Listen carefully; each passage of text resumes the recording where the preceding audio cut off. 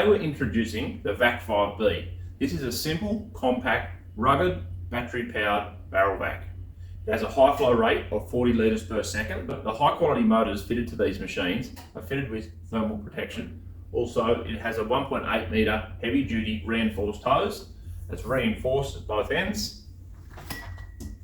Also, a high quality stainless steel bent end, has a 3-piece wand, comes with a gulper floor tool and a dusting brush and an upholstery tool.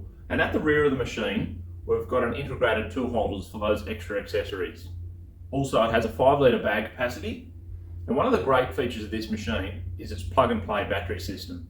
It uses the same battery system as the iMops, your iDryers, your iGum, therefore reducing your total cost of ownership long term. With one iPower 9 white battery, you'll get 30 minutes runtime. With one iPower 14 grey battery, you'll get 40 minutes runtime. So with 2 sets of batteries, you can run this machine 24/7.